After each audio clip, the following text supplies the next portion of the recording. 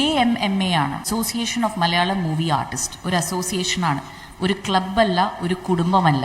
ഓരോ തവണയും ഞാൻ അസോസിയേഷനിൽ ഉണ്ടായിരുന്ന സമയത്ത് ഞാൻ അവിടെ പോകുമ്പം പ്രോബ്ലംസ് ഉന്നയിക്കുമ്പോൾ അത് വിട് പാർവതി, അത് നമ്മുടെ ഒരു കുടുംബമല്ലേ, നമ്മളിങ്ങനെ ഒത്തിരിച്ച് നമുക്ക് ഓണമൊക്കെ സെലിബ്രേറ്റ് ചെയ്ത് നല്ല ഡ്രസ്സൊക്കെ ഇട്ട് സദ്യയൊക്കെ കഴിച്ചിങ്ങനെ പോവാം. പഞ്ചായത്തിലൊക്കെ പണ്ടൊക്കെ കണ്ടു വരുന്ന രീതിയിലുള്ള വോട്ടെടുപ്പുകളാണ്. അതായത് എല്ലാവരും അവരവർ തന്നെ തീരുമാനിക്കും ആരാണ് റൺ ചെയ്യുന്നത്, കൈപൊക്കി കാണിക്കാൻ പറയും.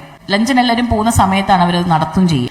പ്രതീക്ഷ ഒരുപാട് ഉണ്ടായിരുന്നു തുടക്കത്തിൽ. കവേള ബാബു അവരൊക്കെ ഞാൻ അസോസിയേഷനിൽ തുടങ്ങിയ സമയത്ത് ബാത്റൂം എന്ന് പറഞ്ഞ ബേസിക് സാനിറ്റേഷൻ നമ്മുടെ വർക്ക് പ്ലേസിൽ ഇല്ല എന്ന് പറഞ്ഞപ്പം അതിനെ സപ്പോർട്ട് ചെയ്ത് അതിനൊരു പെറ്റീഷനൊക്കെ ഫയൽ ചെയ്ത് അത് അവർ സപ്പോർട്ട് ചെയ്യാൻ കാരണമുണ്ട്.